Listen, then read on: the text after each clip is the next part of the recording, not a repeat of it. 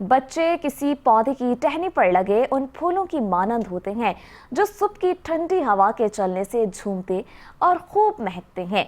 इनकी ये महक सारे माहौल में एक दिलकशी से पैदा कर देते हैं।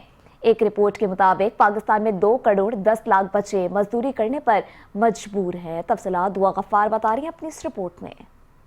इंटरनेशनल लेबर ऑर्गेनाइजेशन ने 12 जून 2002 से बच्चों से जबरी मुशक्कत करवाने के खिलाफ आलमी दिन मनाने का आगाज किया। हर साल दुनिया भर में बच्चों की मुशक्कत के खिलाफ दिन मनाया जाता है। पाकिस्तान में गुर्बत, बेरोजगारी और महंगाई से गरीब बच्चों को स्कूल से इतना दूर कर दिया है कि उनके लिए तालीम एक ख्वाब बनकर रह गई है। ये मासूम बच्चे बूट पॉलिश के काम से लेकर होटलों, चाय खानों, वर्कशॉपों, मार्केटों, छोटी फैक्ट्रियों, गाड़ियों की कंडक्टरी, सीएनजी और पेट्रोल पंपों पर गाड़ी के शीशे साफ करने समेत दीगर बहुत से जबरी मुशक्कत के काम करते हैं। जिन हाथों में आज किताबें होनी चाहिए थी वो हाथ आज मजदूरी कर रहे हैं। ये कहानी है उन ख्वाबों की जो हालात से धूल में कहीं खो गए।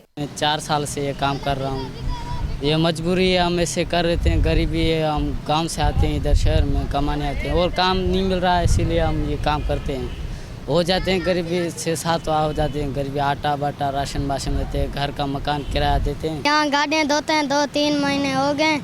यहाँ घर पे गाँव से लाभ आया था, इसके लिए मजबूरी है ये गाड़ियाँ धो। छोटे छोटे हाथ कभी कलम पकड़ने के ख्वाब देखा करते थे। बच्चों का कहना है घर का खर्चा चलाने के लिए काम करना पड़ता है। पुरछे कपड़े गाड़ी साफ 2 साल हुए ये काम कर रहे हैं। स्कूल नहीं जाते हैं, स्कूल जाने के शौक है। एक अंदाजे के मुताबिक इस वक्त दुनिया भर में 152 मिलियन के करीब गुर्बत की वजह से कॉपी, कलम और स्कूल